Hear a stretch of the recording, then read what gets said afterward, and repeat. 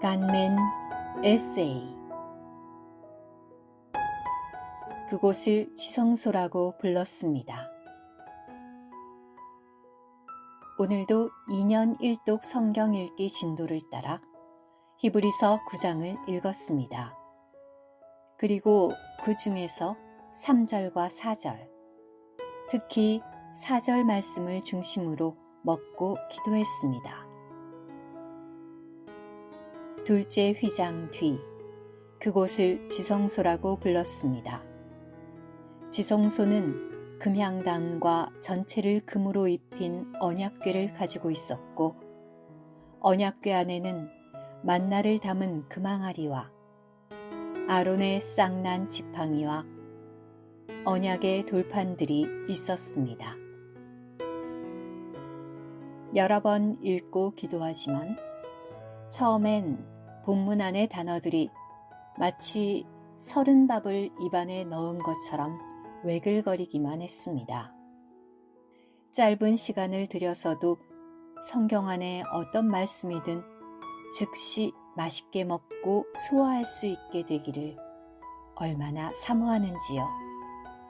그러나 솔직히 고백하건대 오늘 읽은 위와 같은 말씀은 체험적으로 소화하기에는 다소 부담스럽습니다.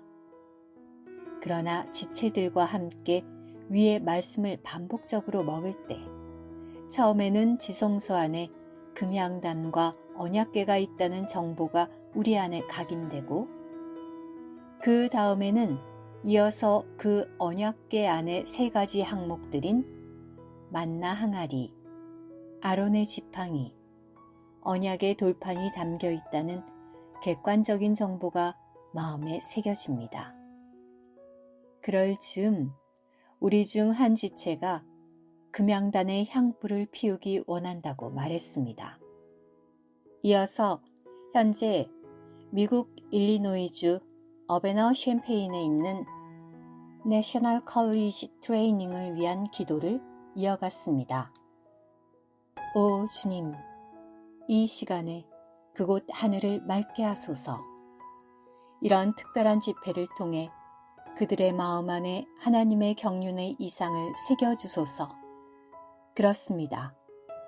대적이 젊은 그들을 사로잡기 전에 이 기회를 사용하여 당신이 그들의 장래를 사로잡으소서. 악한 자를 묵습니다. 빛비춰 주소서.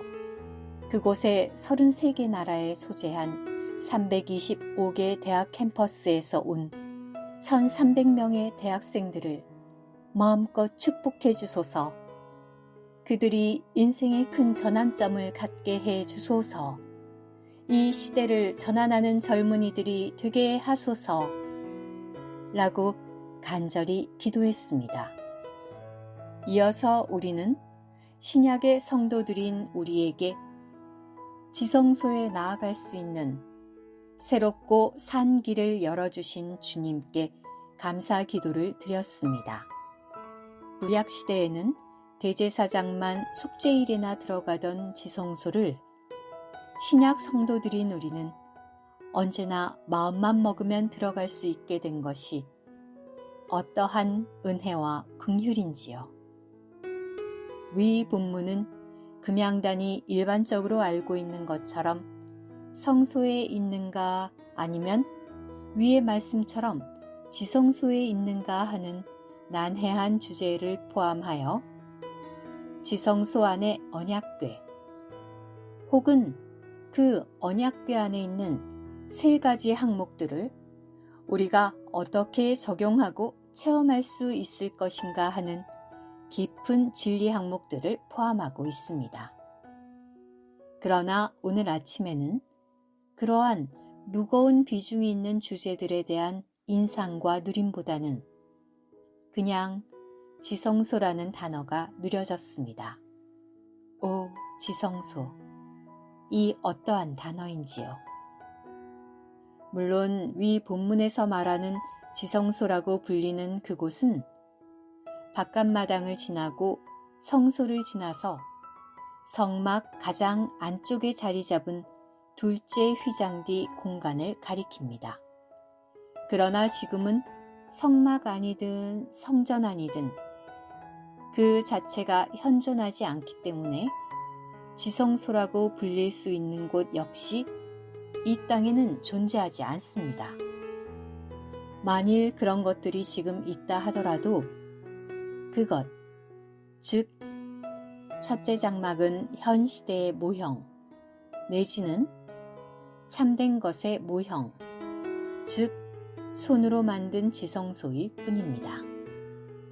그렇다면 오늘을 사는 우리에게 이 지성소 개념은 도대체 무엇이며 어떻게 적용할 수 있을 것인가 하는 문제가 대두됩니다. 요한복음 2장에서 성전 개념이 땅에 있는 물질적인 건축물에서 하나님을 모신 인격체로 전환된 후 성전은 주님 자신이요 그리고 그분의 몸된 교회를 구성하는 성도들을 가리키는 용어가 되었습니다. 예전에 어떤 분들은 예배당 강대상 위 보라색 휘장이 쳐진 부분을 감히 올라갈 수 없는 어떤 신성한 공간으로 생각했지만 이 역시 성전 개념의 시대적인 전환을 알지 못한 무지에서 온 불필요한 두려움이었습니다.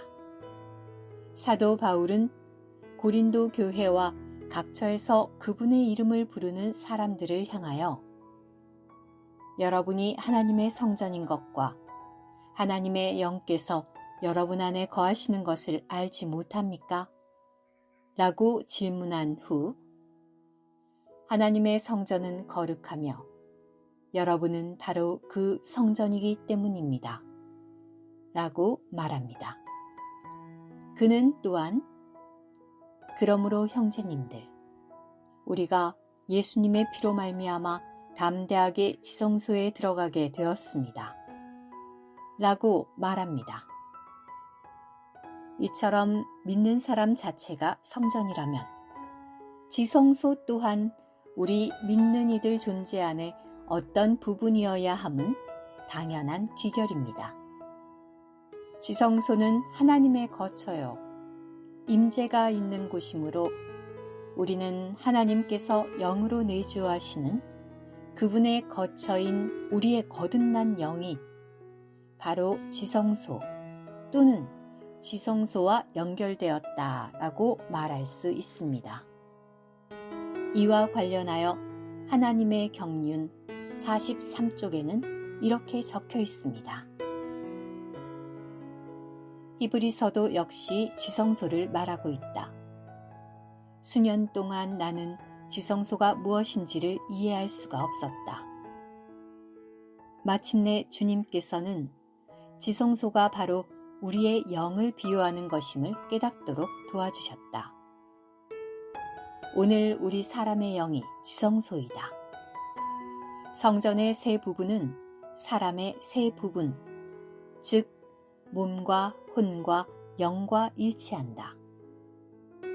성전의 가장 속부분인 지성소는 바로 우리의 가장 깊은 곳인 사람의 영을 가리킨다. 그리스도의 예표인 법궤가 지성소에 있는 것 같이 그리스도는 오늘 우리의 영 안에 계신다. 그러므로 사람의 영은 우리가 하나님을 접촉할 수 있는 지성소이다. 예전에 신약에 믿는 이들이 이미 살아계신 하나님의 성, 곧 하늘에 속한 예루살렘에 이르렀다는 말씀을 묵상하다가 그곳이 바로 하나님과 사람의 연합이 이루어진 우리의 거듭난 영임을 깨닫게 된 적이 있었습니다. 즉, 최소한 우리의 거듭난 영 안에는 새 예루살렘의 실제가 성취되었음을 보았습니다. 우리의 거듭난 영 안에는 계시록 21장, 22장에서 묘사된 새 예루살렘의 각 항목들인 하나님의 보좌와 생명강과 생명나무와 정금길과 진주문, 12 기초석이 있을 뿐 아니라 내소, 즉 지성소도 있습니다. 우리는 오늘날 이 놀라운 비밀들을 입으로는 말하지만 체험적으로 다 알고 누리지는 못할 수 있습니다. 그러나 우리의 진리에 대한 인식이 점점 더 깊어감에 비례하여 우리의 체험도 깊어질 것을 확신합니다. 주 예수님, 우리를 위하여 지성소에 나아갈 새롭고 산 길을 열어주심을 감사합니다. 우리가 영으로 돌이킬 때마다 이 실제를 누림을 간증합니다. 오 주님, 지성소 안의 귀한 항목들을 더 체험하고 누릴 수 있도록 우리의 영적 인식과 분량을 날마다 넓혀주시기를 간절히 기도드립니다. 아멘.